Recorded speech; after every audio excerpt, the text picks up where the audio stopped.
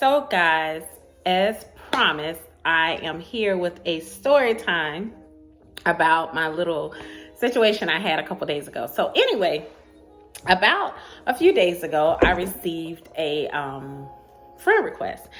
And I've been getting a few friend requests lately because I do Facebook Reels. And so I just, generally I'll look over the friend request, go over your pictures, and I'll see if we have like some friends in common or see if I remember you. Usually that's what I do. And so this one particular friend request, I went over and over again. I'm like, man, I don't remember this person, but I did notice that we had 3 friends in common. And one of those friends happened to be my sister. So I was like, you know what? Maybe I just don't remember this person, but he has to be okay because he knows my sister. Okay. So I accept the friend request. And maybe like a few days later, I receive a DM from this person. And so the DM is very simple, hey, how you doing? So I responded, I'm doing well. How are you? And so maybe a couple hours later, I received another message, basically asking how my day was going. So I'm like, oh Lord, here we go again. Somebody trying to talk to me. So sometimes I'm guilty. I will play with you, or I shouldn't say play with you. I will entertain the situation. Like if I'm in that mood. And then sometimes I'm just not in the mood and I don't entertain it. But this particular time I felt, hey, why not? I'm bored. I ain't got nothing else to do. So we began to message back and forth. Basic conversation. Hey, how you doing? How your day going? What are you doing? Those type things, right? So we messaged a couple of times back and forth like that. So I went on with my day. I'm assuming he went on with his day. And so later on that afternoon, I'm cleaning. Well, not afternoon, because you guys know I like to clean like after 8. But anyway, I start to clean and I get another message. So I'm like, who's messaging me at this time of night? Y'all, I'm getting old. I'm saying this time of night. But anyway, so I go and look at the message, it's him. And so basically he's just asking how my day went, what I was doing. So I let him know my day was going well. I was cleaning up. I'm trying to get some things done around the house. Nothing special, nothing exciting. So he started to just have a conversation. But I could tell it wasn't like a platonic, his intentions weren't just platonic. I could tell that his intentions were other. Okay. So like I said, sometimes I feel like entertaining things and sometimes I don't. This time I did. So I'm entertaining it, going back and forth. And then the messages started coming rapidly. And I'm like, I'm trying to do my work. I'm going to go ahead and just cut this off real quick. So I forgot to tell you guys, the guy was from Houston. He was from Houston. Single father, had a contracting business, which was like a red flag for me. And I think and he was from the Bahamas. So a couple things about me. Nothing against anyone. I generally don't talk to people that come from different countries. I kind of stick with Americans. I feel bad saying that. And I don't talk to people that are of non-African American descent. That's just my preference. So I knew that this wasn't going anywhere once he had, said what he said. And then I'm not a person that likes long distance, so that's just not for me. So I know my limitations. I'm 41 and I have my choices. I'm a person. So anyway, like I said, I was trying to really kind of wrap up cleaning. And at this time we had talked for a couple of hours, like just texting back and forth. And so I had told him, I was like, hey, I'm going to go ahead and I'll talk to you soon, like later, which I probably wasn't, but I'll talk to you soon. So he proceeds to say, hey, once you're done, why don't we, try chatting? You can call me once you're done and we can, just talk because I'm interested in getting to know you. And so I'm like, listen, friend, I'm not interested, for the reasons I have stated already. I'm not interested. Like, I'm good. So he proceeds to say, well, you really don't know me. Give me an opportunity. Let me talk to you a little later. And then we can kind of go from there. From what I see, I think I'm really interested. So I'm like, here we go again. Like, one of my biggest pet peeves from men is to say how interested you are in someone based off of their pictures. Because I had someone that told me this once before, like, looks can get you into the door or get you to the door, but can't necessarily get you through the door, right? And I am a person that you have to really, really, really hold my attention, because if you don't hold my attention, like, it's all null and void. So he was handsome, but I wasn't interested. So anyhow, he sends me that message. So I'm like, okay, yeah, sure. So I finish cleaning up, and I get a call from him, a DM, like through my direct messenger. I get a call from him, which I think is so tacky, because you don't know me. Why are you calling me, friend? So anyway, I denied the call, and I text him like, hey, did you just try to call me? And he was like, no, did I call you? And I'm like, yes, you definitely called me. And so he's like, oh, I'm sorry, but are you done cleaning? And I was like, I'm getting ready to take a shower. I'll call you when I get out. So I'm in the shower or whatever. I'm thinking about, like, what possibly could he want to talk about? At this time, it's like 1 o'clock in the morning. He's in Houston. And so I know that we have a time difference, but still it's fairly late at night. So anyhow, I get out the shower. I do the little things that I need to do. And then I'm like, okay, why not? Here I go with this entertainment. I'm gonna get enough of entertaining stuff. So I call him. And so we're talking or whatever. And things aren't just like sitting well with me. So I start to go through his page. And so I say to him, I say, hey, I don't know, but I'm a bit skeptical about you. I'm like, you know my sister. We have 2 other people in common. Like, how do you know these people? And so he says to me, well, people send me friend requests all the time, and I accept these friend requests, but I don't really know them. So I'm thinking, my sister ain't sending just anybody a friend request. Like, that's not her. And so that kind of like threw up a red flag.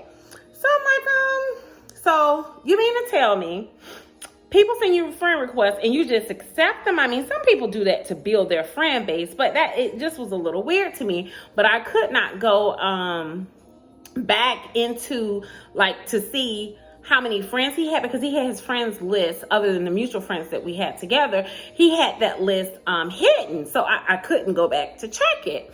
So I'm like, okay. So at this point now, I'm really looking through his page, and I'm like, so I sent him a message. I'm like, I'm a little curious here. Things really aren't gelling right. Some red little flags came up, and I just don't know. So he says, you hurt my feelings. Friend, we don't know each other. How hurting your feelings? So I'm like, okay, that's never my intention. Never my intention. I'm a lover. Like, I really like people to feel good about themselves. So I'm like, how did I hurt your feelings? So he was like, because, you're being judgmental. You're not giving me an opportunity. Like, you're already judging me. And I said, well, I'm just telling you that something's just not right about this. But I'm going to figure it out, because my name is Ilana, and I'm a Capricorn. And I will analyze, overanalyze until I get to where I'm going. Sometimes I'm right. Sometimes I'm wrong. Not often, but I can't be wrong. So anyhow, we're still talking, and he's just talking his head off. He's talking away. So he's talking so much that he says, hello, are you there? So I'm like, yeah, I'm here. I'm listening to you. So the whole time I'm listening to him, I'm going through his page, just looking at his page. So finally I make it to where his page started, which was like in 2012. So I don't know how many of you guys have had an encounter with scammers. Normally, they tell you this outlandish story that they're over in the Middle East on a peace mission. They're doctors, they're lawyers, or whatever. And you can kind of tell that it's not true. I know I'm not the only one that get these old crazy messages. But this story was different, but it still just didn't sit right with me. So anyhow, I noticed, I get to the end of the page and I start clicking on some of the pictures. And then at one point in the picture, it seemed like the page belonged to like a woman, maybe an older woman, because she was like saying, my grandson or my nephew. And then I looked at some of like the birthdays that were on there saying happy birthday. So it looked like as I was going through the page has like shifted 3 times in the page. Okay. I told y'all I'm good at what I do. So anyhow, so at this point I decide I'm going to say something to you. So as I'm going back to the top of his page, he's like, I really want to get to know you. I really like you. And I'm like, you can't like me through a picture. You don't know who I am. So then he says, well, your videos. And like I said, I make reels or whatever. And so it kind of like didn't sit well with me. That like scared me a little bit. But I'm like, listen, if you're trying to get to know me through my videos, you won't. Because I can be whoever I want to be on the internet. Y'all know that. Like, I could be giddy. I could be rude. I could be whoever I want to be. And sometimes I am. That's just my personality. If you ever get to know me, my personality is multifaceted. So if you think that that's the person that you're getting, you could be so totally wrong. So he's like, no, I can tell that you're a good woman. And I'm like, well, how do you know that I'm a good woman? And so he's like, well, you have a job. Sir, there are a lot of women out there with jobs, but that don't make them a good woman. So I'm like, okay. So now I'm listening. I'm really listening now. So I'm like, okay. So as I get to the top of the page, I notice that he's no longer friends with my sister. So I say to him, I said, you were friends with my sister just a couple minutes ago. And I'm noticing y'all not friends anymore. So he's like, huh? Your sister? Which one was your sister? The one you deleted? What you mean, which one? So he was like, well, y'all don't have the same last name. I said, we absolutely do have the same last name. My last name isn't on there, but we absolutely do have the same last name, a part of it. And so he says, well, do you think I'm talking to your sister? Do you think I'm talking to your sister? I'm not talking to your sister. Hold up, Combo Cat. Take it down a notch. I ain't say you was talking to my sister. I ain't say that. In fact, my sister probably wouldn't even be interested in you. That's first thing. Secondly, I'm not saying that. I'm just saying that at one point in this conversation, y'all were friends. Now all of a sudden, y'all not friends. That's a little suspicious. Adding to my little list. So he's like, well, I just want to know, do you think I'm talking to your sister? I said, listen, friend, I don't think you're talking to my sister. I don't even think my sister talking to you. I'm just saying a couple moments ago, you were friends with her and now you're not friends with her. I'm just asking why. So he's like, well, I just chose to delete. I just chose to delete. Just like you choose not to tell me what you do as a profession, I just chose to delete. And I don't have to tell you, just like you don't have to tell me. I said, you're absolutely right. That's your right. You are so right. I'm just telling you it's a little suspicious. Okay, so we're talking or whatever. So he's like, I just wish you would get to know me. If you saw me, you would be so happy to be around me. You would happy to be with me. You would not be having all these skepticisms or some mess like that. He said it wasn't, I wouldn't be skeptic of him. He used some other word. And like I said, he has an accent. So I'm like, nah, let me tell you a little bit about me, just a little bit, because you don't need to know too much. I said, I really, really love a dark-skinned African-American man. I really do, okay? But if that dark-skinned African-American man can't keep my attention, can't teach me anything, don't make me feel as if he has a relationship with God and he's not admirable, he's not all of these other things protected, all of these things that I would want my man to be, ain't nothing he can do for me, friend. It's going to take more than a face. I done had a cute face before and I sent that cute face out the door. So ain't got nothing to do with that. Okay. So he's like, oh, no. That's not what I'm just saying. I'm just saying, if you saw me, you would be happy. I just wish we could meet. So then I asked him, I said, well, you're in Houston. Houston is one of those up and coming places for African Americans. I'm pretty sure there are many gorgeous women there.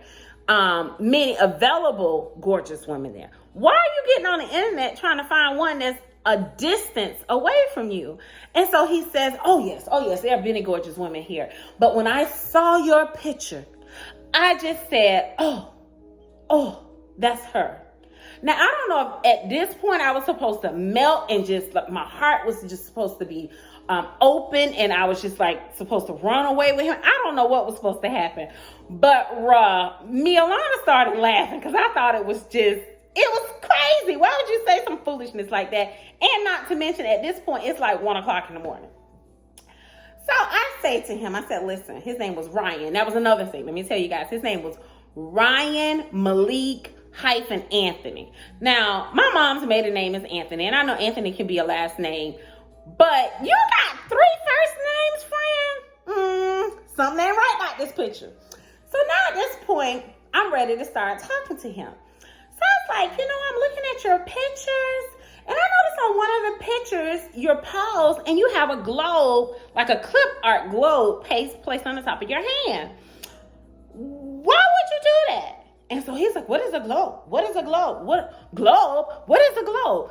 Okay, so now we're going to act as if we don't know what a globe is. Okay, so I start to explain what a globe is. So he's like, I don't know what you're talking about. I said, well, why don't you just go to the picture and look at the picture, and then you could tell me, why is this globe placed strategically on the top of your hand? It looks like it was like covering it up like a wedding ring or whatever. I told y'all I'm good at what I do. Did I tell y'all that? I think I did. So he says, oh, that. Yeah, friend, that. So he gets quiet for a moment. And And then he says, can I talk to you? Yeah, you can talk to me. We've been talking for about the last hour, but this phone conversation get ready to come to an end because sister got to get up in the morning and go to work. So what is it that you would like to talk to me about? Y'all, when he says what he says, nothing could have prepared me for this. Now, I knew at that point that it was like some type of catfish or whatever, but I wasn't prepared for this. So he says, you are absolutely right. This is not my page, and those are not my pictures. So here go me. Why would you do that? At least if you're going to do that, the coach in me here is coming out. I'm going to help him scam people better. Okay? So I'm like, if at least you're going to do that, make sure you use I'm sorry. He says that is a Nigerian actor. Y'all, I keep telling y'all I'm stuck in Nigerian TikTok. You be careful what you speak out your mouth, because not only am I stuck in Nigerian TikTok and I get all these messages from Nigerians, I done put that old crazy post on Facebook, and now these doggone Nigerian men, they think that I'm real serious about finding me a Nigerian. I'm not. To each his own. I know there's some people out there that love their Nigerian man. Me, Alana's just not one of them, okay? So anyhow, he goes on to say, he's like, listen, that's a Nigerian actor that's in Nigeria. I took his pictures and I used them on that Facebook page. And you're right, the Facebook page was, I bought the page from somebody. It's not my page. So I'm like, okay, y'all wait for it because it's gonna come through. He's like, I am in Nigeria. Okay, so you're in Nigeria. Okay, I'm sitting in Nigeria on death row. Girl, boy, I was just like, okay, I'm done. Conversation over. We are done. Return to sender. What do you do? So I'm like, huh? What? He's like, yeah. He's like, hear me out. I'm not a bad person. Can you please listen to me? So I'm like, okay, sure. Here come the coach and me again. So he goes on to tell me how he's on death row. He's not a bad person. He's been on death row since 2014. He was arrested and he stayed in jail until 2016, and he wasn't sentenced until 2019. But he has been in jail for 9 years on death row. So I'm like, okay, so while I'm listening to him, your girl Googling. I'm Googling because I didn't even know that Nigeria had a death row. I didn't know they had a death penalty. So I'm there Googling, trying to figure it out. So there's only 5 things that you can be on death row for. Embezzlement, I guess like severe scamming, armed robbery, murder. It was 4 things, not 4 in Nigeria. So I'm like, friend, which one are you? So goes on to say, I'm not going to tell you what I did, but this place is really, really corrupt. I should not be here. I'm really trying to get a lawyer to get out. And so this is what I do. There are many people here that teach you how to do this. So he basically paid somebody to teach him how to do that. So of course, the compassionate side of me wants to hear his story. So I asked him, I'm like, okay, do you have family there? Your parents, your mom. So he goes on to tell me that his, dad died like a little bit after he had gotten there, and then his mom was so old that she couldn't come see him. His siblings didn't come and see him. Like, life was just dismal. Like, it really wasn't nothing to do. He just sat in a cell all day, and I asked him about, do y'all work? Do you do all these things? And so he's like, no, this is not American jail. This is not posh. And so I was like, okay, calm down, friend. But he talks about just there's really nothing much there to do. So at this point, he's piqued an interest, not an interest in him, but an interest in his situation. And so I go on to Google while I'm talking to him. I'm Googling and reading about life in jail there in Nigeria, which they don't really have a high crime rate. A lot of their things are fraud and scams. What you doing, friend? But there's not a real high crime rate, and so they don't really have a whole bunch of prisoners across the country. They only have 5 prisons, and of those 2 are women prisons, and the rest of them are there's 2 women prisons, 1 prison that is set aside just for juveniles, and then there are 3 prisons that are for males. So I'm just I'm thinking, I'm talking to him or whatever. So he goes on to say, how he needs help, and, he's met other women this way. He knows that it's not right. The most that he's gotten was $600, and he used that to pay his lawyer, and how, life there just was so hard. And if he got out, or when he got out, because he had a conviction on him, like he knew that he was going to get out. When he got out, he was really going to try to go and live like in Ghana. He was going to go somewhere else and not live there anymore because it was so corrupt. And he even went on, I talked to him about some people that I had met via the internet, like women that had married Nigerian men and they had bought land over there. And he was like, you should tell them don't buy the land here. This place is so corrupt or whatever. They should take that money that they are using to buy the land and send it to me and help me get out. Okay, friend. Okay. So he goes on to talk just about his situation and how hard it was. And I began to pray. Like, as I was talking to him, I started praying in the inside because his story really resonated with me. I felt really bad for him. I didn't know his situation, and he still didn't tell me what he did to get there. But he went on to say, I know what I just did was wrong. I don't know why I'm sitting here telling you this. I've never told anyone this story. Usually, I get with the woman and, I get their money and they think they're going to come and visit me and come see me, and it never happens. And so I'm like, well, really, does it happen quite often? He was like, yeah, this is, what I do in order to make it here in this jail. And so he was like, if you want, we can go ahead and we can FaceTime and you can actually see the prison. Now, I like First 48. I even like to watch Locked Up. Yeah, I watch that kind of stuff. But friend, I don't want no realistic view. You go ahead and you keep that to yourself. I don't want that. And so he's like, I noticed you're getting kind of quiet. I understand if you don't want to talk to me ever again. I understand if you block me when you get off this phone. I get it. I understand. So he's like, are you there? I was like, yeah, I'm here. So he's like, do you hear what I say? I really want to get to know you. And so I'm like, he must not know my philosophy. Right or wrong and indifferent. Me, Alana's name, address, photos, or money don't go to nobody's prison system. I just don't do it. That's just me. So I'm like, okay. So I'm like, at this point, it's like 2-something in the morning. I'm like, okay, I have to get off this phone. I wish you the best. I'm praying for you and your situation and God's will to be done in your life. I wish you the best. And so he's like, so that means we're not going to talk anymore? I said, well, I'm going to let you go. When I hung that phone up, you talking about I'm shaking, my heart was aching, Lord. I just started to pray, 1, on his behalf, but 2, for my little scary butt. I'm like, I hope nothing, he wasn't able to get into my phone to be able to do anything. I needed to pay my bills. I didn't pay my bills for like 2 days because I was scared that maybe my phone was tapped. I'm researching things, but it really like scared me. It shook me, and it kind of taught me a lesson that if I don't know you, I ain't answering none of your DMs. Do not get in my DMs. Don't get in my DMs. I ain't interested. I ain't that chick. Okay, I'm good. Okay, so anyway, did I block him? Absolutely, positively, yes. Did I call my sister? Absolutely, positively, yes. Well, she called me the next day, but I did reach out to my sister.